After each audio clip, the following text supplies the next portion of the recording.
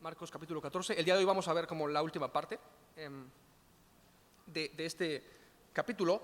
Tú sabes, estamos como cerca del final, ¿no?, de lo que es el ministerio terrenal de Jesús. Ya sabes, estamos de hecho ya a punto de ver la escena pues de la cruz, en donde Jesús, nuestro Señor, nuestro amado Dios, entregó literalmente su vida por nosotros, ¿no?, y redimió nuestras almas en ese momento, ¿no?, a todo aquel que cree en Él, que confiesa que Jesús es el Señor y todo eso. Entonces estamos, como a punto de llegar como a eso. Y sabes, estamos en el capítulo de hecho más largo de todo el Evangelio de Marcos. Ya vimos cómo María unge a Jesús, ¿recuerdas eso? Vimos también cómo Judas de hecho traiciona a Jesús. Vimos la semana pasada esta escena de Getsemaní, ¿no?, esta profunda aflicción que el Señor experimentó en el jardín de Getsemaní, ¿verdad? Nos quedamos en esta idea del arresto de Jesús, ¿no?, como Judas lo traiciona tal cual con un beso, ¿no? ¿Y qué pasa? Que se cumple Zacarías 13:7, ¿recuerdas? Cuando las ovejas fueron dispersadas, ¿no?, y todo eso. Entonces pasó eso, los discípulos de Jesús, eso, pues lo abandonaron en ese sentido. Incluso Marcos, ¿verdad?, que hasta quiso ir a darle el aviso y todo, y es el muchacho que huyó, como dice el versículo 52, ¿te acuerdas? Que huyó desnudo, Marcos y todo eso. Y es la idea que lo dejaron tal cual, abandonado, y esta idea del abandono, ¿no? Jesús experimentó esa angustia, la angustia de Getsemaní, repito, siendo abandonado, y vimos, ¿no? Órale, o sea, estuvo obviamente mal que lo hayan abandonado, pero ese abandono fue utilizado en manos de Dios, ¿no?, para demostrarnos a ti y a mí miles de años después. O sea, Jesús pudo solo con el plan de salvación y la redención, ¿me explico? Y sabemos, obviamente Dios estaba con él, pero en el sentido como humano, ¿no? Lo abandonaron y él de todas formas pudo salvarnos, porque eso nos recuerda, ¿no?, que solo Él es nuestro Salvador y Él es más que suficiente, ¿no? Y todo esto está impresionante, ¿no? En fin, vamos a ver el día de hoy las últimas dos secciones de este capítulo. Es donde Jesús es enjuiciado, pasa por varias fases de estos como distintos como juicios previos a la cruz, ¿verdad?, por parte de las autoridades tanto judías como gentiles, y vamos a ver la negación de Pedro. Entonces vamos a estar viendo eso. Vamos a tratar de ir como pues más o menos como a un paso que vaya avanzando, pero te quiero pedir que me acompañes a leer primero la porción para simplemente empaparnos de lo que vamos a estar considerando. Simplemente vamos a leerlo, es una porción muy bella. Creo que solamente leerlo va de pronto a ponernos en estado así como solemne. Es como un gran texto. Vamos a leerlo desde el 53. Dice que trajeron pues a Jesús después de haberlo arrestado, ¿verdad?, después de haberlo traicionado, lo trajeron al sumo sacerdote, y se reunieron todos los principales sacerdotes y los ancianos y los escribas, y Pedro le siguió de lejos hasta dentro del patio del sumo sacerdote, y estaba sentado con los alguaciles calentándose al fuego. Y los principales sacerdotes y todo el concilio buscaban testimonio contra Jesús para entregarle a la muerte, pero no lo hallaban, porque muchos decían falso testimonio contra él, mas sus testimonios no concordaban. Entonces, levantándose unos, dieron falso testimonio contra él, diciendo: nosotros le hemos oído decir: yo derribaré este templo hecho a mano, y en 3 días edificaré otro sin mano. Pero ni aún así concordaban en el testimonio. Entonces el sumo sacerdote, levantándose en medio, preguntó a Jesús diciendo: ¿no respondes nada? ¿Qué testifican estos contra ti? Mas él callaba y nada respondía. El sumo sacerdote le volvió a preguntar y le dijo: ¿eres tú el Cristo, el Hijo del Bendito? Y Jesús le dijo: yo soy. Y veréis al Hijo del Hombre sentado a la diestra del poder de Dios y viniendo en las nubes del cielo, ¿no?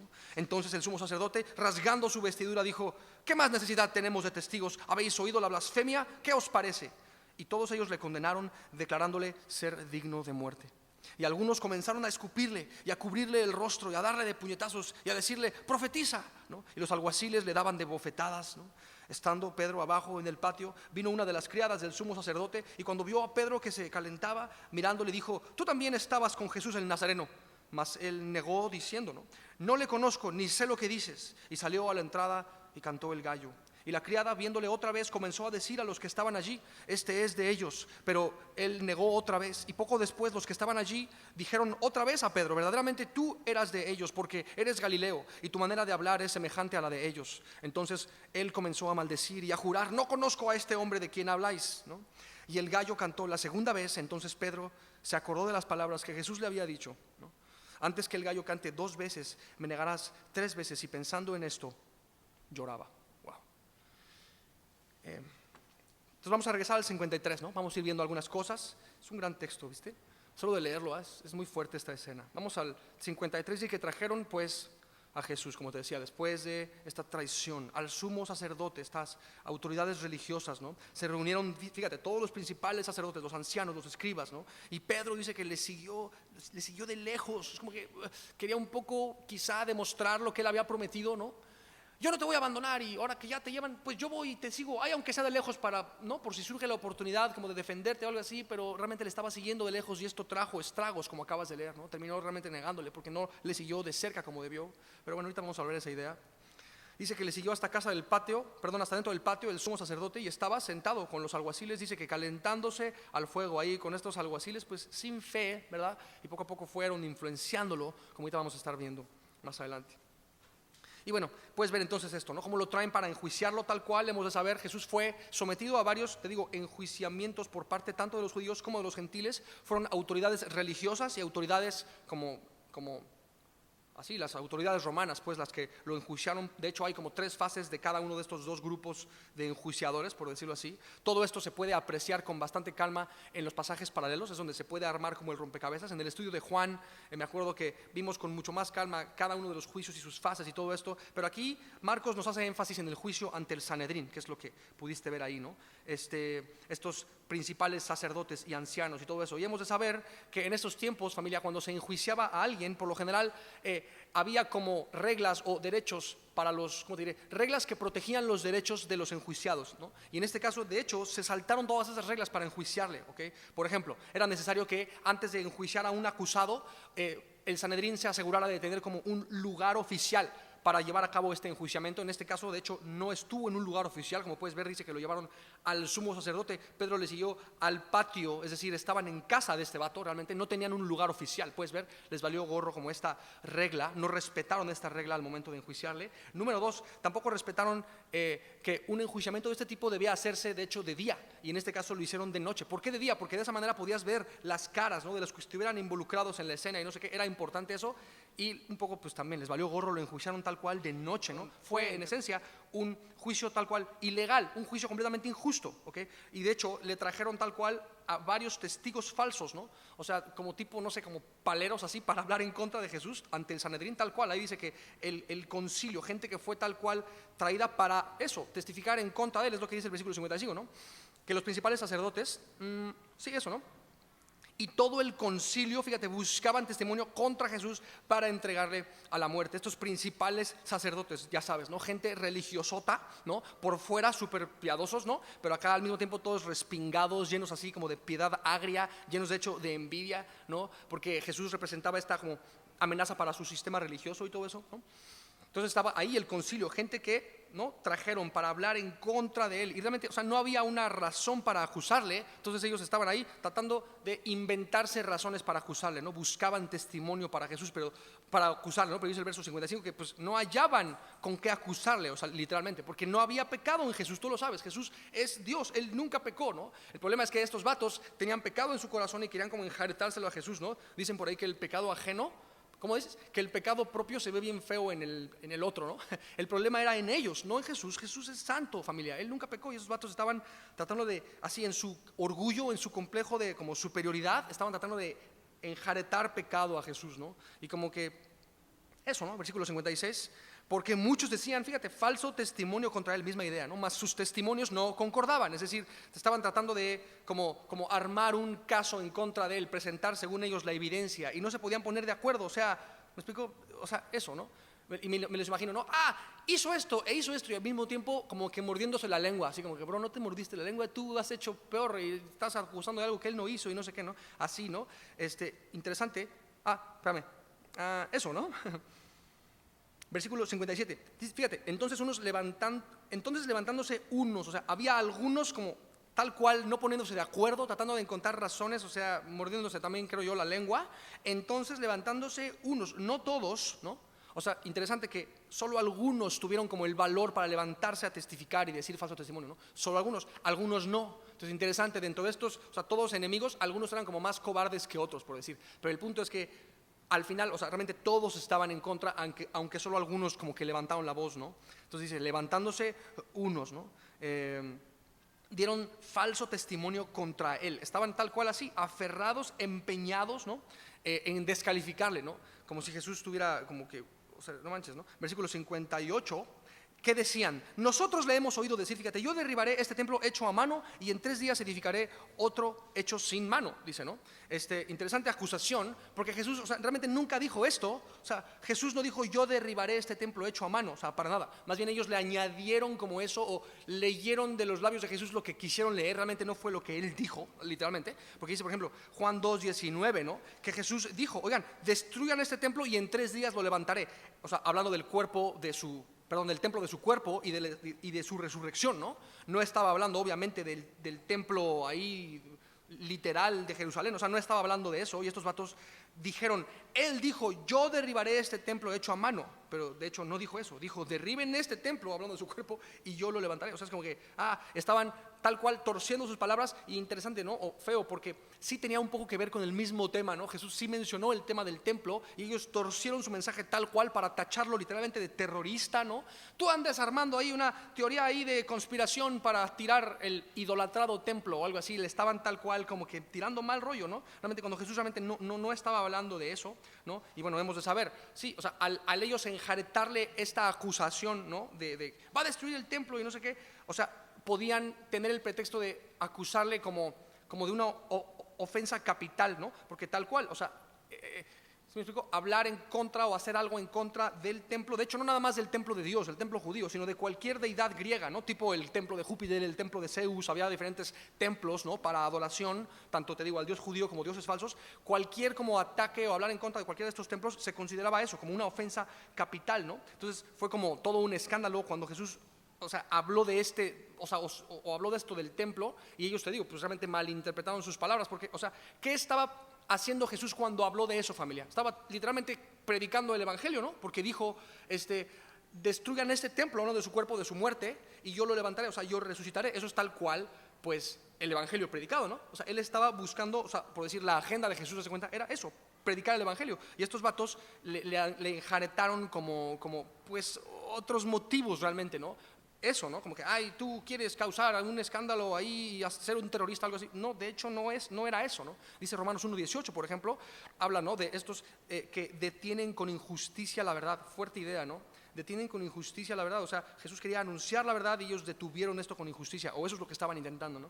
Interesante, porque todo eso, ya a final de cuentas, Dios lo usó para bien. Eso está impresionante, ¿no? Cómo nuestro Dios es capaz de hacer eso, es maravilloso. Versículo 59. Pero ni aún así, fíjate, concordaban en el testimonio mientras estaban ahí inventando rollos. O sea, no se ponían de acuerdo, ¿verdad? No tenían realmente evidencia suficiente para acusar a Jesús. Ahora, ¿había evidencia suficiente para investigar a Jesús? Por supuesto, pero no para acusarle. ¿Y qué hubiera pasado si hubieran investigado a Jesús, no? O sea, ¿qué hubieran concluido? O sea, no sé, ¿cómo te diré? Con una mente como limpia y sin prejuicios, ¿qué hubieran hecho? Pues creído en Jesús en vez de acusarle, ¿no? Porque imagínate, ¿cuántas evidencias dejó Jesús realmente ante ellos, ¿no? Evidencias de amor, de servicio, de sabiduría, de santidad, ¿no? Mostró su poder, sanó un chorro de gente, ¿no? Hemos visto como varios pasajes de eso, ciegos siendo sanados, cojos siendo sanados, ¿no? Endemoniados siendo librados, todo eso. O sea, si hubieran investigado a Jesús, claro que hubieran encontrado evidencia, pero evidencia para creer en él, no para descalificarlo o algo así. ¿Sí me explico, no? Y todo eso durante años él testificó de esta manera. Versículo 60 dice que entonces el sumo sacerdote, fíjate, levantándose en medio, ¿no? O sea, el sumo sacerdote, me lo imagino ahí, ¿no? Donde todos pudieran verle, ¿no? Se puso ahí en medio tal cual, ¿no? Dice que se levantó, ¿no? O sea, esto es interesante porque como que yo creo que como no podía realmente argumentar nada, lo que hizo fue tal cual, ¿a poco no? Pues abusar de su autoridad, ¿no? Trató como de intimidar a Jesús en ese momento, ¿no? Se levantó ahí en medio, ¿no? Así, tal cual, ¿no? Tratando de eso, ¿no? En vez de, no sé, como testificar con sabiduría, con inteligencia, recurrió tal cual a la intimidación, al abuso de autoridad, ¿no? O sea, se levantó en medio ahí donde todos pudieran verle. Versículo 60, preguntó a Jesús lo siguiente, ¿no? Diciendo, ¿no respondes nada? ¿Qué testifican estos contra ti? Como diciendo, a ver, ellos están pasando de lanza porque están diciendo cosas de ti. A ver, ¿no te vas a defender acaso? ¿Qué testifican estos? A ver, ¿qué les vas a contestar? Como, a ver, contéstales bien duro, o sea, peca o algo así para que tengamos de qué acusarte, ¿no? Ahí está, respondió mal, ¿no? Así como que le está tentando, ¿no? A ver qué, o sea, como defiéndete, a ver, defiéndete, un poco eso, ¿no? Ahora, interesante, ¿Jesús podía defenderse, familia? Si se hubiera propuesto Jesús defenderse en medio de esto, ¿lo hubiera podido hacer? Por supuesto que sí, ¿no? O sea, imagínate, ¿no? Él, o sea, no sé, mientras ellos estaban tratando de buscar testigos falsos para acusarle, él hubiera podido traer como testigos verdaderos para defenderle, ¿no? ¿Qué me dices del hombre ex ciego? Un poco ya te había dicho, ¿no? El ex leproso, el ex muerto, ¿no? Hubiera llegado Lázaro respirando, hey, ¿qué onda? Así, ¿me explico? Y no sé, los 5,000 que fueron alimentados por él, no hubiera podido llegar toda la bandota así, hey, él me dio desayuno, ¿de qué hablas? No sé qué, no hubieran podido testificar y todo eso. María, ¿no? Que le adoró, hubiera podido llegar así, ¿no? Ella, no sé, con esta generosidad deschongada y todo eso, qué sé yo, ¿no? Hasta los demonios, ¿no? Reconocían quién era Jesús. Si Jesús hubiera querido, hubiera tal cual utilizado a demonios como testigos, ¿no? Para hablar y todo eso, ¿no? O sea, realmente, y nada más, antes de seguir, ¿no?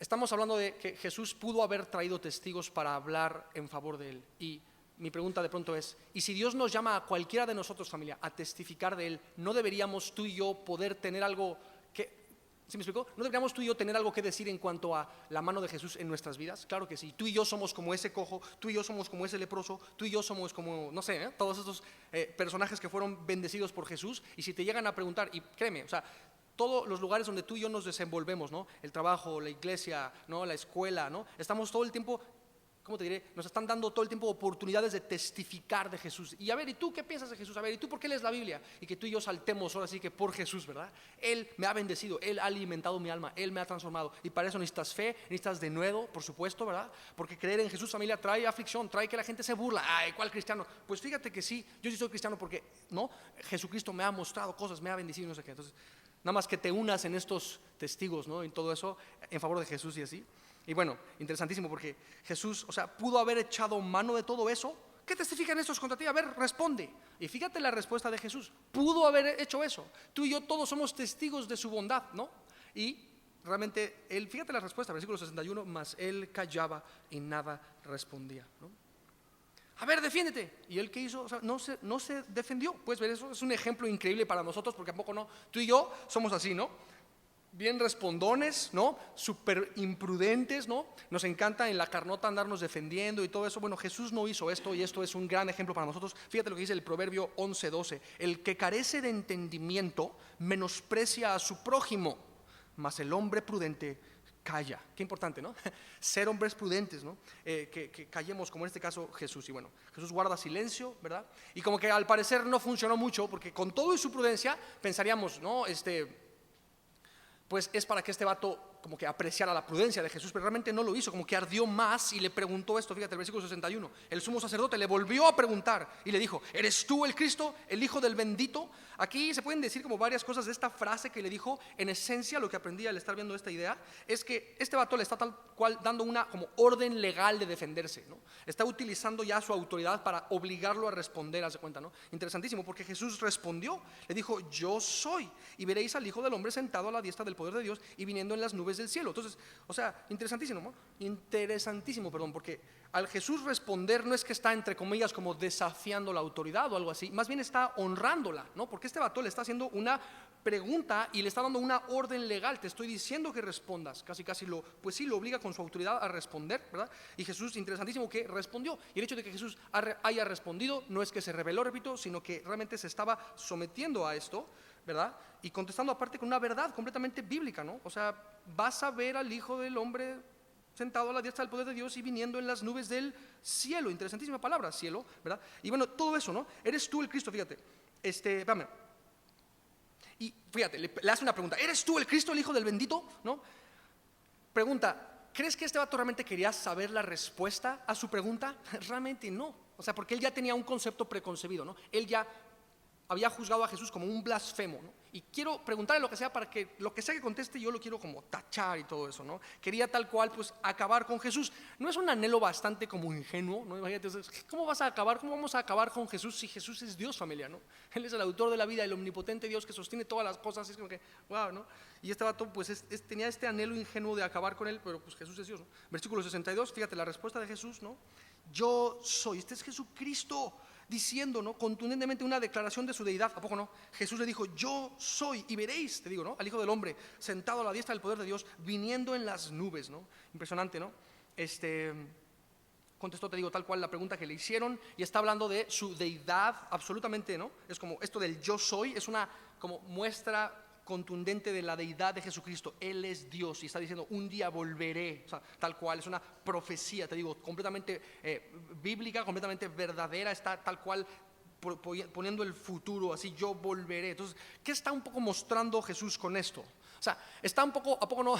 Desafiando el titulito de nuestras Biblias. Jesús ante el Sanedrín, porque Jesús está siendo juzgado. ¿Y qué nos está demostrando con esto? Que más bien el que está siendo juzgado es el Sanedrín, ¿no? O sea, como que estos vatos, tal cual, abusando de su autoridad, lo están como poniendo a prueba a él. Realmente los que estaban siendo puestos a prueba eran ellos, ¿no? Porque tú sabes esto, ¿no? O sea, lo que pensamos nosotros de Jesús, familia, no determina quién es Jesús, determina realmente quiénes somos nosotros. ¿Me explico? Casi puedo escuchar a Jesús diciéndole a estos vatos, más bien ustedes están siendo puestos a prueba. O sea, no yo, pues Jesús es Dios, Él no falla, ¿no? O sea, Él no peca. Está impresionante eso. Y nada más que veas eso, ¿no? Toda esta aflicción que él estuvo pasando fue incrementándose, se puso cada vez peor, al grado de llevarlo tal cual a la muerte, ¿no? Y toda esta aflicción, ¿no? O sea, te digo, pudo haberse defendido, pudo haberse vengado, pudo haber respondido y no lo hizo, se quedó callado, honrando la autoridad y todo. Me encanta esto porque esto, te digo, llegó al grado de que se sometió tal cual hasta la muerte. Y todo esto, familia, ojo por favor, lo hizo por ti, lo hizo por mí. Él murió por nosotros, por nuestros pecados, ¿no? Y es así, de pronto, ¿cómo? O sea, murió, pareciera como que Jesús perdió, ¿no? Pues ya, mira cómo acabó. No es que acabó así, esto era realmente solo el comienzo. Él a eso vino, a iniciar en nuestro corazón una esperanza. Puedes ver, él no perdió, más bien él ganó. ¿Cómo no? Si lo arrestaron, si lo atacaron, si lo mataron, si lo golpearon, si le escupieron, si hicieron todo esto, ¿no? Se salieron con la suya según ellos, pero en realidad no estaban ganando, estaban perdiendo. Porque dice la Biblia, ¿no? Que todo aquel que pierde su vida, la va ¿a qué, familia? A ganar, va a hallarla, exactamente, ¿no? Ellos creyeron estar ganando su vida al salirse, entre comillas, con la suya, al atacarlo y todo eso, y al prenderle, pero en realidad ellos perdieron, porque lo que los enemigos de Jesús determinaron en su odio, Dios ya lo había predeterminado en su amor por ti y por mí. Impresionante, ¿no? Y bueno, Jesús entonces habla, te digo, de su poder, de su deidad.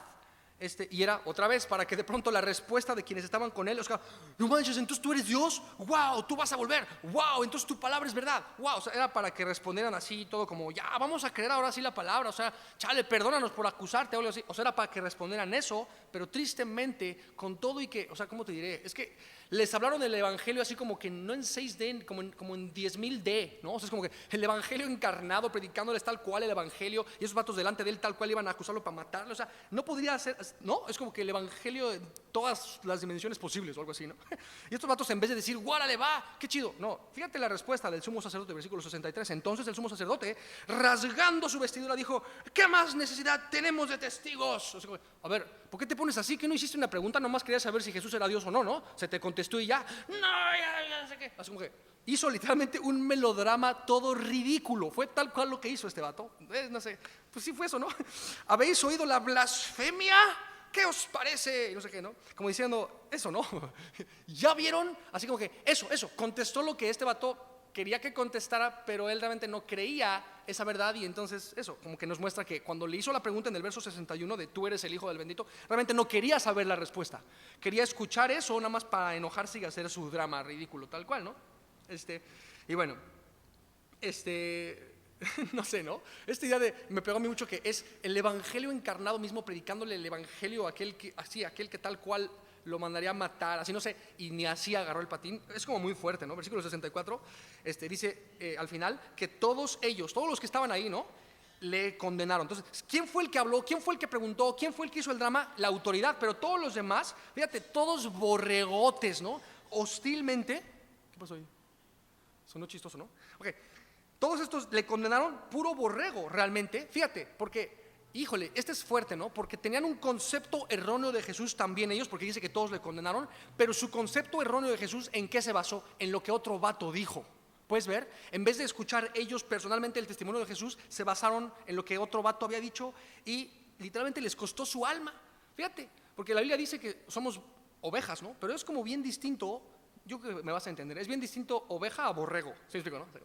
Digo, en términos así técnicos creo que sí es lo mismo, pero en términos así como más, como lo que normalmente entendemos del lenguaje, oveja es sigues al pastor, borrego es como que ahí vas y te tragas lo que te diga cualquiera y no el pastor. Como que quizá el precepto sería como que la oveja sigue al pastor y el borrego sigue como a otras ovejas, aunque estén bien chafas o algo así, ¿no? Sí se entiende, ¿no? Entonces, estos vatos todos borregotes también le condenaron, y como puedes ver, les costó su alma tal cual, ¿no?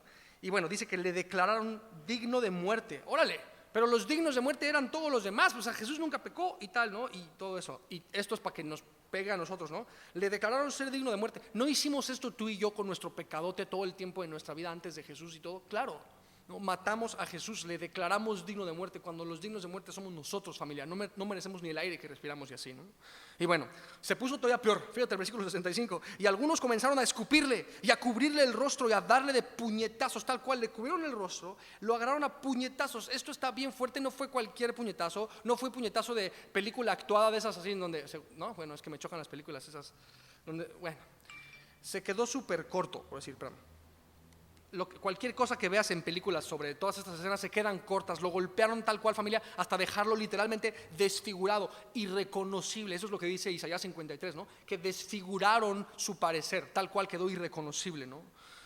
Y fuerte, porque le cubrieron el rostro. Entonces, o sea, imagínate, ¿no? O sea, si tú, y lo hemos platicado otras veces, ¿no? Si tú estás, ¿no?, sin el rostro cubierto y alguien te suelta un puñetazo, o sea, por lo menos medio lo amortiguas, porque es como que medio haces la cara así, o hasta doblas pones la quijada tantito así para que no se te, porque si la tienes como pareja, te la pueden fracturar, pero si la pones así como que se protege un poco, no sé, podrías amortiguar un poquito el golpe si estuvieras viendo que viene el puño, ¿no? Pero si tienes la cara cubierta, como que o sea, y fueron entre varios montoneros, cobardes, ¿no? Todos violentos y tal cual, o sea, le desfiguraron su rostro, y el hecho de que Jesús no pudo como en ese sentido como amortiguar los golpes porque no los alcanzaba a ver, creo que hizo que fuera todavía más fuerte el impacto y más dañino y más sangre y más violento, o sea, más violento el ataque, pues, ¿no? Fuerte idea, lo escupían, ¿no?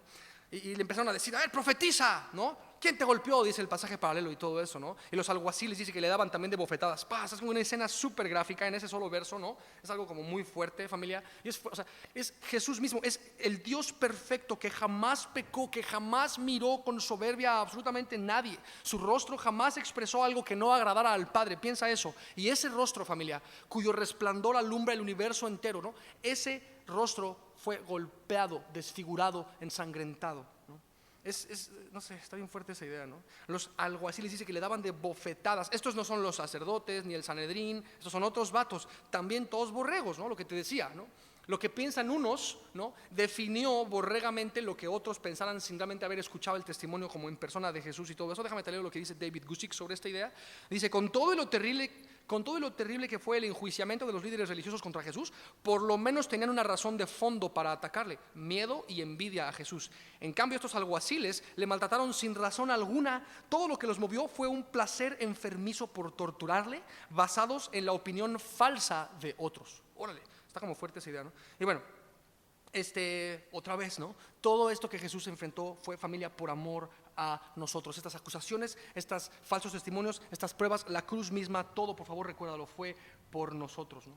Por nosotros, ¿no? Y importante, porque Jesús también en otros momentos de la Escritura nos insta, nos dice, oigan, si yo pasé por estas cosas, ustedes también van a pasar por aflicción, tienen que aguantar vara cuando las cosas se pongan canijas. Y ahí estamos tú y yo como soldados, como muy cómodos. Ay, no, pero a ver, si ya tú sufriste por mí, ¿yo por qué voy a sufrir? Es como que no seas cómodo, soldado. Si él sufrió, si el capitán, si el general sufrió, ¿por qué no vas a sufrir tú? Él lo dijo, ¿no? Ustedes van a pasar, ¿no? En el mundo tendréis aflicción por mi causa. ¿Sí se entiende? Es importante que veas eso, ¿no? O sea, que cuando tú y yo tal cual creemos sencillamente en Jesús y consideramos el significado de su palabra, ¿no?, de manera pues seria, y creemos en lo que la palabra dice, deseando que otras personas, ¿no?, crean en Jesús y consideren también la palabra. Cuando tú y yo vivimos así, piensa, creyendo en Jesús y considerando en serio su palabra, eso va a traer aflicción, ¿ok? Es muy importante que veas eso. Va a traer aflicción, va a haber gente en contra nuestra, ¿no? Esto es fuerte, ¿no? Por tan solo amar a Dios y considerar la verdad, ¿ok? Va a haber gente en contra nuestra. Nada más que sepas eso, ¿no? Y eso, va a haber mucha gente que no va a comprender que lo que necesita, o sea, lo que queremos es conocer a Dios y darle a conocer. Va a haber gente que simplemente le va a molestar demasiado eso, que anhelemos eso, ¿no? Y cuando eso pasa, o cuando, ¿cómo te diré? No te iba a decir, y si eres afligido por causa de la verdad, pero no es si eres afligido. Cuando lo seas, porque lo seremos, ¿no? Cuando seamos afligidos a causa de la verdad, debemos recordar por lo menos estas dos cosas. Número uno, que la aflicción que sea que enfrentemos por causa de la verdad es, ¿cómo te diré?, bien merecida, y mucho más que eso nos merecemos, cosas mucho peores que lo que sea que enfrentemos, ¿se entiende? Y fíjate, tú y yo nunca hemos sido afligidos como Jesús. Tú y yo merecemos mucho más y nunca nos ha pasado. Jesús no merecía nada y le pasó lo peor de todo, ¿no? Nada más que pienses eso, como ese contraste, ¿no? Y entonces no te quejes. Si Jesús mismo no se quejó, ¿quiénes somos tú y yo para quejarnos de cualquier aflicción que nos venga por causa de la verdad? Entonces, recordar esa idea, ¿no? Y todo esto que la otra es que él pasó todo esto, reaccionó, o más bien fue así en esta prudencia y en este silencio y en este amor y todo eso, por amor, para dejarnos un ejemplo de cómo reaccionar nosotros, porque otra vez, ciertamente vamos a pasar por aflicciones y necesitamos responder como Jesús lo hizo, porque Él es nuestro ejemplo. Amén. Muy importante, familia, Él es nuestro ejemplo. Versículo 66. Estando Pedro abajo, vamos a la siguiente escena. Estando Pedro abajo en el patio, vino una de las criadas del sumo sacerdote, y cuando vio a Pedro que se calentaba mirándole, dijo: tú también estabas con Jesús el Nazareno. Como que lo identificó, ¿no? Ahí estaba, dice que se estaba calentando, ¿no? Pues yo creo que hacía frío, él andaba, ¿no?, en la fogatita y no sé qué, ahí cotorreando con los alguaciles, ahí diciendo tarugadas no edificantes o algo así, ¿no? Ahí andaban y en eso como, se alejó tantito así de la fogata y dijo algo, no sé qué, y le reconocieron así: tú eres, ¿no?, quien estabas ahí con el Nazareno. Mas él, fíjate, negó, diciendo: no le conozco, ni sé lo que dices, ¿no? Es la primer negación de Pedro, tal cual. Y dice que, y salió a la entrada y cantó el gallo. Todavía en este momento, o sea, ¿cómo te diré? Es como una especie de flashback. Aquí no está platicando Marcos tiempo después. Por cierto, lo negó y después cantó el gallo por primera vez. Pero en este momento, cuando cantó el gallo la primera vez, o sea, Pedro no pensó, no se acordó de las palabras de Jesús realmente al primer canto del gallo. Nada más aquí se está acordando ya para contárnoslo, ¿me explico? Pero es como un flashback. En este momento él no agarró la onda realmente. Simplemente cantó el gallo y él ni en cuenta, nada más le negó como si nada, porque andaba ahí con los alguaciles, ¿no? ¿No? Hablando de quién sabe qué. Y dice el versículo 69, y la criada, viéndole otra vez, comenzó a decir a los que estaban allí: este es de ellos. Pero él, Pedro, ¿no?, negó otra vez, por segunda vez. Y poco después, dice, los que estaban allí dijeron otra vez a Pedro: verdaderamente tú eres de ellos. Porque yo creo que te digo, seguían platicando y dice ahí, ¿no?, porque eres Galileo y tu manera de hablar es semejante a la de ellos. Como que notaron el acentito, ¿no?, que hablaba así como de Galilea, se notaba, ¿no?, así como cuando acá notamos los acentos, que si eres regio, que si eres chilango, que si eres chale, así como que cosas que no puedes ocultar, ¿verdad? Y todo eso, bueno, eso me pasa a mí, ya sabes, ¿no? Y todo, entonces le reconocieron el acento, dice: tú eres Galileo, tu manera de hablar, fíjate, es semejante a la de ellos. Y ahí está, ¿no? Lo reconocieron tal cual. Y versículo 71, entonces él comenzó a maldecir y a jurar, ¿no? Híjole, creo que le afectó estar ahí calentándose, ¿no?, con los alguaciles, ¿no?, así, no sé qué, y cotorreando ahí. O sea, como que se desenfocó, tal cual se desenfocó por estar en una conversación pues no edificante, con gente que no edificó su vida, tal cual como dice la Biblia, ¿no? Dice Pablo: las malas conversaciones corrompen las buenas costumbres. ¿Recuerdas esa idea? Un poco eso le pasó, ¿no? Entonces empezó a maldecir y a jurar. Es como, pero ¿cómo? O sea, pero los cristianos no maldicen, ¿no? Y también dice la Biblia que está mal jurar, no sé qué. Y el vato maldiciendo y jurando por estar siendo afectado por esta influencia de personas que, pues, eso, no edificaban en su compañía y en su ser y en su forma de ser y así, ¿no? Comenzó a maldecir y a jurar. Y dice que al final del versículo 71, no conozco a este hombre de quien habláis. Órale, por tercera vez. ¿Te acuerdas que 3 veces se jactó? No, Señor, yo no te voy a negar, ¿no? Y planchota, diría mi mamá, planchota. O sea, como que se le cebó porque, o sea, eso, no le salió, quiso jactarse. Y a final de cuentas Jesús le demostró: no eres tan irreprensible como tú crees, Pedro. Y le negó tal cual 3 veces. Aquí puedes leer la tercera vez, ¿no? Y algo muy bello es que 3 veces le negó, 3 veces se jactó, 3 veces le negó. ¿Y cuántas veces Jesús lo confirmó en su restauración? 3 veces. ¿Cuántas veces? Exactamente, Jesús lo confirmó 3 veces. Me encanta esta idea, ¿no? Es como, de hecho ahorita vamos a volver a esto, digo. Pero bueno, nada más este contraste, porque dice que fue una criada del sumo sacerdote, o sea, una muchacha que andaba por ahí, ¿no? Bien poquito le dijo: tú eres, ¿no? El vato le negó, o sea, y la oposición que enfrentó fue bien poquita, fue nada más: te reconozco que tú estuviste con él. Y así, con un ataque como bien chiquito, por decir así, de una muchacha, el vato le negó. Y ve el contraste con Jesús, que un chorro de vatos con un chorro de autoridad se pusieron todos en contra de él y él resistió así bien cañón. Puedes ver la diferencia, o sea, en el carácter de Pedro, ¿no? Que con una niña ahí le dice, y el vato ya todo así, todo rana y todo mal. Y Jesús tenía todos así en contra y así bien sereno y bien maduro y todo así. O sea, nada más que veas eso, ¿no? ¿Y por qué pasó eso? O sea, ¿por qué le negó? O sea, porque no caminó cerca de Jesús. ¿Te acuerdas que vimos el verso 54? Que le siguió de lejos. En cambio Jesús, familia, caminaba a poco no cerquita del Padre. Su corazón estaba cerca del Padre todo el tiempo. ¿Te acuerdas? Entonces esa comunión con el Padre lo hizo a Jesús poder responder como debía responder, ¿no? No en esta cobardía, sino en este ejemplo perfecto de valentía perfecta y todo eso. Nada más, quiero leerte un salmo que, bueno, en Semilla hemos aprendido esta relación, ¿no?, entre esto, caminar de lejos, lo que pasó con Pedro, y hemos aprendido esto con el Salmo 1, ¿no?, que es como muestra esta onda de ir caminando, o sea, como no cerca de Jesús, y a veces pasa que sin darse cuenta uno empieza a alejarse, ¿no?, y primero vas andando, después ya estás establecido en cierto camino, después te sientas en silla de escarnecedores y ni cuenta te diste. Como que la idea es que fue un proceso. O sea, si Pedro llegó al momento de tal cual negar a Jesús, fue como un proceso por el que él pasó, y el Salmo 1 nos habla un poco de esto. Déjame te leo los primeros 3 versículos. Bienaventurado el varón que no anduvo en consejo de malos, no anduvo ahí, ni estuvo en camino de pecadores. No es lo mismo andar que estar, ¿verdad? O sea, no nada más no pasó por ahí, sino que no se quedó ahí tampoco, ¿no? En caso de que hubiera pasado por ahí, no estuvo ahí, ni en silla de escarnecedores se ha sentado. Puedes ver cómo es como gradual. Primero andas, después te estás y después te sientas, por decir.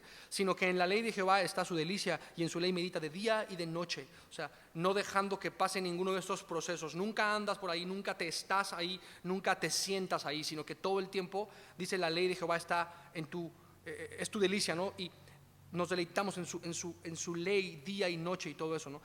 Y dice, el que haga esto, ¿verdad?, será como árbol plantado junto a corrientes de aguas, que da su fruto en su tiempo y su hoja no cae, y todo lo que hace prosperará. ¿Puedes ver? ¿Cuándo, familia? Cuando estamos cerquita de papá, ¿no? Caminando cerca de papá, no lejos como lo hizo Pedro y así. Versículo 72. Y el gallo cantó la segunda vez, ¿no? Entonces Pedro se acordó de las palabras que Jesús le había dicho: antes que el gallo cante 2 veces, me negarás 3 veces. Y pensando en esto, lloraba. Órale. Dice que se acordó de las palabras que Jesús le había dicho, pero ¿cuándo fue que se acordó? Hasta después que el gallo cantó por segunda vez, ¿no? La primera vez realmente no se dio cuenta, y hasta la segunda vez dice que se acordó, ¿no? Fuerte esta idea. Y bueno, Jesús le dijo esto, ¿no? Cuando cante las 2 veces, me negarás 3 veces, y pensando en esto lloraba. Para empezar, o sea, la palabra de Jesús se cumplió. O sea, y no es que Jesús provocó esto o algo así. No, Jesús no lo provocó. Jesús simplemente sabía que Pedro de por sí, o sea, iba a pasar por esto, y Jesús simplemente se lo anunció con anticipación. No es que Jesús como que obligó a que esto pasara o algo así, ¿no? No sé si me explico. Sino que él sabía que iba a pasar, y realmente fue culpa de Pedro. Aquí por ninguna circunstancia podríamos culpar a Jesús, ¿no? Para nada en lo más. Ay, lo predispuso para que se cumpliera algo así. No. Jesús sabía el futuro, simplemente le avisó. No para mal de Pedro, entre comillas, sino para testificar a Pedro de la verdad de su palabra y de la autoridad de su palabra, ¿no? Aún después de que Pedro se le fuera el patín. ¿Sí se entiende la idea?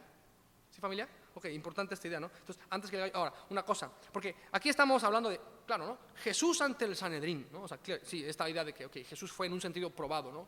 Y el Padre nos demuestra con este texto que el carácter de Jesús es ciertamente perfecto y así, ¿no? Jesús fue probado, pero ya vimos también que realmente los que estaban siendo probados no era tanto Jesús ante el Sanedrín, sino el Sanedrín ante Jesús, ¿no? Que ellos estaban tratando de definir lo que Jesús era. Tú eres un blasfemo. No, papá, el blasfemo eres tú, porque estás diciendo de mí algo, y el que va a dar cuentas eres tú, porque yo nunca he pecado. O sea, Jesús podía decirles esto. Entonces, el Sanedrín estaban siendo probados, no nada más Jesús. ¿Puedes ver? Y aquí también Pedro está siendo probado. ¿Puedes ver? Son como por lo menos 3 personajes que están siendo probados en ese sentido, tanto Jesús como el Sanedrín, como Pedro, ¿no? Y Pedro, pues tal cual, recibió la prueba de a ver si es cierto que puedes rifarte después de que dijiste, yo no le voy a negar, ¿no? Y realmente no pudo con la prueba, o sea, en ese sentido, ¿no? Y sabes, es fuerte porque, o sea, por más que quiero darle, o ¿cómo te diré? No podemos darle el beneficio de la duda a Pedro aquí por más que quisiéramos, ¿no?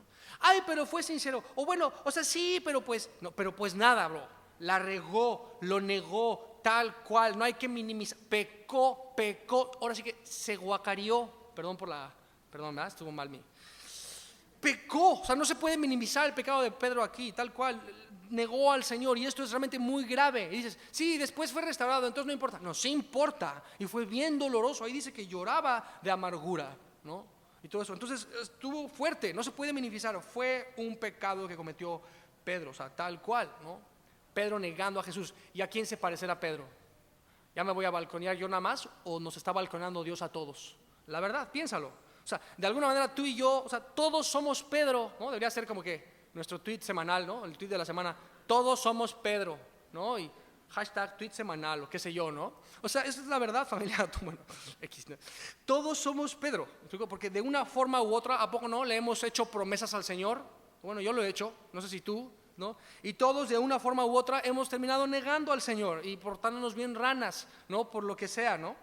Y ahí nos encanta dar razones, pero es que esto, pero es que, no lo minimices, ya bro, lo negaste, se acabó, ¿ok? Y es como que, chin, pues sí, ¿verdad? Y ahí está, ¿no? Ahora, no nada más todos le hemos hecho promesas al Señor y todos le hemos fallado. ¿Sabes qué es lo mejor de esto y la buena noticia de esto? Es que todos podemos ser restaurados. Esa es la realidad, ¿no? Entonces me encanta esto. Y entonces, fíjate, la restauración de Pedro realmente comenzó con el momento de llorar su pecado. Dice ahí, ¿no? Que antes que el gallo cante 2 veces, me negarás 3 veces. Y pensando en esto, lloraba. O sea, ¿qué fue lo que, pum, por decirlo así, qué fue lo que, por decir, triggeró que Pedro pudiera como acordarse? ¿El canto del gallo acaso? ¿Fue el canto del gallo lo que hizo darse cuenta? No, fue recordar las palabras de Jesús. O sea, fue su palabra, ¿no?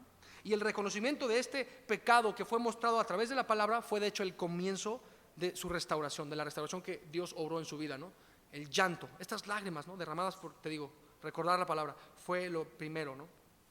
Pero no sé, nada más esta idea que veas, ¿no? El canto del gallo, ¿cómo es el canto de un gallo? O sea, es como que, eso no va a hacer que te arrepientas, créeme, ¿no? Que llegue un gallo a gritarte, es como que, espérate, eso no te va a hacer arrepentirte. Realmente es recordar las palabras de Jesús lo que hace que nuestro corazón de pronto nos recuerde la bondad de Jesús, que Él ha sido realmente bueno con nosotros. Y se nos hace a poco, no, familia, el corazón se nos arruga así, nos damos cuenta y Señor, te negué, perdóname. O sea, ¿sí me explico? ¿No? Qué importante es recordar las palabras. Ahora, quizá pensamos, recordó sus palabras, de seguro dulces palabras. Espérame, no. Digo, a veces las palabras de Jesús sí son muy dulces, ¿no? Cuando nos conforta, pero ¿qué me dices de las palabras de Jesús cuando nos confronta? De dulces no tiene nada.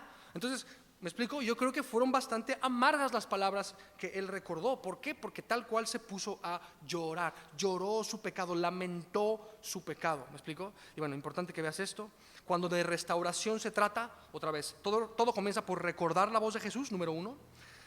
Número 2, no nos podemos nada más quedar en recordar la voz de Jesús, sino que es vital, familia, arrepentirnos. Número 2, o sea, arrepentirnos, ¿no? Llorar nuestro pecado. Y bueno, dices, pero hay gente que nomás llora y ni se arrepiente. Claro, es verdad. Y hay gente que se arrepiente y ni lloró. Sí, también es verdad. Entonces, ok, no es como que vamos a juzgar si una persona está arrepentida o no en base a si llora o no llora, ¿no? No lloró, se me hace que no se arrepintió. Es como que, ¿tú qué sabes, bro? O sea, en su corazón Dios conoce y probablemente sí se arrepintió, ¿no? Y de la misma manera, si una persona súper lloró, no es para que digamos, no, hombre, de seguro está arrepentidísimo. Es como, no, digo, para llorar, pues, no sé, con ver a Pedro Infante diciendo, Torito, ya con eso lloras y eso no implica un arrepentimiento, no sé si me explico. O sea, lágrimas también las hay de cocodrilo y todo eso. Entonces, ¿cuál es el punto? La importancia de recordar. En cuanto a cuando de restauración se trata, ¿verdad? Recordar las palabras de Jesús es muy importante. Número 2, arrepentirnos. Número 3, reconocer nuestro pecado, lamentar nuestro pecado. Así que con o sin lágrimas, por decirlo así, ¿no? Pero en el caso acá y hasta podemos, ¿sabes que si examinas las lágrimas, está interesantísimo, ¿no? Si tú examinas la estructura molecular de las lágrimas, ¿sabías que de hecho no son iguales las lágrimas de picar cebolla que las lágrimas, por ejemplo, de tristeza? Cambia la viscosidad, cambia la estructura o sea, ¿cómo te diré? Está bien fuerte eso, ¿no? Las lágrimas que son de tristeza, de hecho, contienen como proteína, no sé cómo se llama, que se llama laminina. Interesantísimo, que de hecho la laminina tiene como forma de cruz. ¡Ja! Y las lágrimas de picar cebolla no tienen eso. Es como que, bueno, ya me clavé, ¿verdad? Perdón. Nada más, muy interesante eso. Perdón. ¿Cuál es el punto? Creo que estas lágrimas fueron genuinas, fueron lágrimas de tristeza, ¿no? Las lágrimas de Pedro. Y ahora sí, entonces, recordar, número 1, arrepentirnos, número 2, lamentar nuestro pecado, y entonces sí, puede venir la restauración de Dios. Piensa esto, Dios, familia, puede ciertamente restaurarnos, y no solo eso, quiere restaurarnos. Piensa, por favor, cuando de pronto estás necesitado de algo, necesitada de algo, ¿no? O sea, es como que de pronto ubicas a alguien que quizá puede ayudarte, pero no quiere, ¿no? Piensa nada más, ¿no? Pasa, necesitas ayuda, hay alguien que puede ayudarte, pero no quiere. ¿Qué me dices de gente que quiere ayudarte, pero no puede? También pasa, ¿no? En el caso de Dios, no, Él puede y quiere ayudarnos, amén. Por supuesto, Él puede y quiere restaurarnos. Entonces, eso, recordar, arrepentirnos, lamentar, y viene la restauración. Ahora, una cosita última o penúltima, ¿no? Recordar, arrepentirnos, lamentar y ser restaurados, todo esto, ¿cómo te diré? Son cosas que suceden mutuas, o sea, no nada más me involucra a mí, no nada más involucra a Dios, nos involucra a Dios y a nosotros, son como mutuas las cosas. Por ejemplo, en esto de recordar, o sea, Dios es quien recuerda su verdad a nosotros, ¿cierto? Y nos toca a nosotros meditar en aquello que Él nos está recordando. ¿Puedes ver? Recordar es mutuo, Él y nosotros. Arrepentirse igual. Él es quien me concede el arrepentimiento. Yo en mi carne no podría arrepentirme. Es lo que dice Pablo en 2 de Timoteo 2, ¿no? Dios es quien concede el arrepentimiento y yo soy quien me acerco en arrepentimiento a Dios. Es una dinámica también mutua el arrepentimiento. Lo de lamentar también, ¿no? Él nos muestra nuestro pecado y nosotros respondemos en este lamento, en este clamar a Él, en este pedir ayuda. ¿Se entiende? El lamento también es mutuo, es una dinámica mutua. Lo de restaurar también. Él nos ofrece esa restauración. Ojo, por amor de Dios, familia, todos juntos pensemos esto. O sea, Él nos la ofrece, pero necesitamos recibir lo que Él nos ofrece, ¿no? En cuanto a la restauración, necesitamos recibir eso, ¿no? Todo esto es mutuo. Recordar su palabra, arrepentirnos, lamentar y ser restaurados, ¿no? Que fue tal cual lo que Dios hizo con Pedro, restaurarlo más adelante. Nada más esta idea, porque quizás sigues con la duda, o sea, pero ¿cómo? O sea, restaurar, pero sí, yo conozco banda que están, pero, o sea, no pueden estar más lejos de Dios. ¿A poco Dios puede restaurar eso? Sí, no, pero es que no me entiendes, bro. O sea, es el rey del pecado ese vato. O sea, no, jamás podría, ¿no? Y dice, fíjate lo que dice Isaías 1:18. Venid luego, dice Jehová, y estemos a cuenta. Si vuestros pecados fueren como la grana, como la nieve serán emblanquecidos. Y si fueren rojos como el carmesí, vendrán a ser como blanca lana, como decía Charles Spurgeon, ¿no? No importa si eres el peor de todos los pecadores, no importa si eres el rey que tal cual, el rey de los pecadores que lleva una capa imperial de pecado y eres un monarca de las tinieblas, dice él, ¿no? No importa si eres así el más perverso, el más guácala, por decir, Dios puede dejar tu alma blanca como la nieve. Es increíble, aunque esté... Sí me explico, ¿no? No importa cuán pecador seas, o sea, Dios puede limpiarnos. Esto es una promesa maravillosa, ¿no? Repito, fue lo que Dios obró en Pedro y fue una restauración no nada más personal, sino una restauración literalmente pública. Eso fue muy, muy bello y era necesario, ¿no? Bueno, Juan 21, me acuerdo en el estudio de Juan, nos tomamos un buen rato para simplemente ver durante toda una hora la restauración tal cual de Pedro, Juan 21. Hay como un buen de cosas padres ahí que ver como Jesús, ¿me amas? Sí, Señor, tú sabes que te quiero y todo eso, ¿no? Y mi punto es, o sea, Pedro ciertamente fue restaurado, ¿no? Tanto personal como públicamente. Esto es muy bello. ¿Y por qué fue restaurado personal y públicamente Pedro, familia? Otra vez también fue algo, ¿a poco no? Mutuo, ¿no? Porque a diferencia de Pedro, ¿qué me dices de Judas? Judas pecó bien cañón, ¿no? Y se remordió, pero no se arrepintió, hasta se suicidó movido por la culpa, ¿recuerdas? Ese fue Judas. En el caso de Pedro, no nada más fue remordimiento, sino arrepentimiento. No nada más se le mostró su culpa, sino que se arrepintió, vino a Dios. Él permitió que Dios lo restaurara. Hubo una, otra vez, dinámica mutua. Qué importante esto, ¿no? Y nada más como enfatizando un poquito la dinámica mutua, pero como centrado ahorita un poco en Dios. Híjole, impresionante. O sea, bueno, en Pedro primero, ¿no? O sea, Pedro respondió, fue diferente a Judas. Pedro se humilló, Judas no, todo eso, qué importante. Pero piensa, o sea, la parte de que Jesús no lo restauró. ¿Por qué, familia? Ojo, porque Jesús desde siempre, desde el principio estuvo comprometido con la restauración de Pedro. Eso es increíble, ¿no? Dice Filipenses 1:6, Pablo dice, ¿no? Estoy persuadido de esto, que el que comenzó en ustedes la buena obra, Él la perfeccionará, ¿recuerdas? Hasta el día de Jesucristo. Jesucristo, familia, está comprometido con nuestra restauración. Puede restaurarte, quiere restaurarte, sin importar cuán pecador seas, por decir, ¿no? Hay gente que es así, ¿cómo te diré? Que no pueden ver su pecado y creen no necesitar el perdón de Dios. Dios puede restaurar eso. Hay gente que cree no merecer el pecado y cree no poder merecer el perdón de Dios, ¿no? ¿Cómo te diré? Efectivamente no lo merecemos, pero eso no significa que Dios no nos lo quiera otorgar. Y Dios puede tratar tanto con el que cree que no necesita perdonar, ¿sí me explico? Dios puede tratar tanto con aquel que cree que no necesita el perdón como con aquel que cree que no merece el perdón, ¿no? De hecho nadie lo merecemos, pero ¿sí me explico? Él lo otorga. Y sin importar en cuál de los dos extremos tú y yo nos encontramos, o quizá en medio, o como sea, Él ciertamente puede y quiere restaurarnos porque está comprometido con esto. Y bueno, un poco a modo de simplemente eso, conclusión, podemos y debemos apropiarnos esto, no darle el avión, no echarlo en saco roto. Está chido que Dios está comprometido con mi restauración, bien por Él, ¿no? Dios como la chava esta, ¿no? Que hace tiempo leí así, Dios te ama, está chido, bien por Él, no es mi tipo. ¿Qué clase de respuesta es eso? Y bueno, ok, no hay que ser legalistas, no puedes esperar un comportamiento regenerado de alguien que no lo ha sido, ¿verdad? Esa persona necesita a Dios y todo eso, pero nada más que veas, no podemos tomar, no podemos ni debemos echar en saco roto este ofrecimiento que nos hace Jesús, ¿no? Quiero restaurar tu vida, ¿no? Y no nada más eso, híjole, Dios no nada más quiere restaurarte a ti, ojo por favor, Él quiere restaurar a otros a través de ti. O sea, porque la restauración, la obra de Dios en ti, no se trata nada más de ti, se trata de que Él haga una obra en y a través de ti. ¿Sí me explico? Entonces, eso, ¿no? Es muy bueno preguntarnos, o sea, pregúntate, que tú te preguntes, que yo me pregunte, ¿estamos tú y yo acaso siendo instrumentos, ¿cómo te diré? Siendo agentes restauradores en manos de Dios para traer restauración a otros? Qué importante. Esto no nada más se trata de tú y yo, se trata de los demás, ¿se entiende? Entonces, ¿por qué no oramos por estas cosas? Vamos a orar por restauración, vamos a orar porque Dios, con su espíritu, familia, nos recuerde sus palabras, y que todo lo que estuvimos aprendiendo hoy se convierta en nuestra oración ante Dios el día de hoy. Vamos a orar, familia. Y Padre hermoso, te damos gracias por este estudio, está increíble. Tu palabra es impresionante, Señor. Está viva, literalmente, y suple, Señor, la necesidad de nuestro corazón. Oramos, Señor, por restauración en esta congre, en cada familia representada en esta congre, Señor, a cada persona, a cada niño, a cada matrimonio. Señor, que podamos literalmente recordar tus palabras, Señor.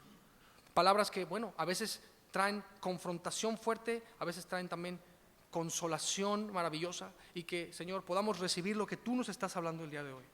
Recordar tus palabras, ¿no? Para poder entonces confesar nuestro pecado, Señor, y ser restaurados. Gracias, porque todos, Señor, te hemos negado, realmente todos te hemos negado.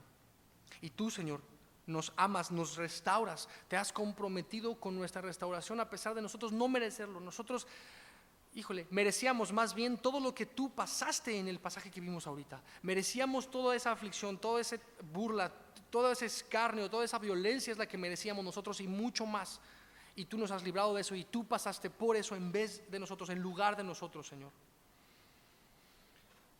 Te pido que trates con nosotros, Señor, con todas estas verdades, que tú las grabes en la tabla de nuestro corazón, Señor, y te pido que si hay alguien aquí escuchando esto, ¿no?, que quizá todavía no recibe esta restauración de parte tuya, que pueda literalmente entregarte su vida, Señor, su corazón, y que tú traigas eso, Señor. Entendemos, Señor, que tú con tu palabra, con tu espíritu nos estás literalmente entrenando, Padre. Y el entrenamiento que estamos recibiendo de ti no es nada más algo espiritual, es algo militar también, porque esto es una guerra. Estamos en una guerra espiritual, una guerra por las almas, por las vidas, una guerra que no es contra sangre y carne, es contra principados, contra potestades, contra un mundo espiritual. Y tú nos estás entrenando literalmente, no nada más espiritualmente, sino militarmente. Y queremos, Señor, responder diciéndote, así como, no sé, como soldados diciéndote, yes sir. Y queremos recibir, Señor, lo que sea que tú nos estés mostrando para capacitarnos de modo que podamos combatir en la guerra espiritual contra el pecado para tu gloria, Señor. Queremos ser usados por ti. Úsanos, por favor, para traer restauración a otros a través de nosotros, Señor. Entendemos que todo el tema de la restauración no nada más se trata de nosotros, sino de tú operando esto a través de nosotros para bendición de otros y gloria tuya. Te pedimos que obres todas estas cosas y te damos gracias por este tiempo, papá. Te bendecimos en el nombre de Jesús. Amén. Amén.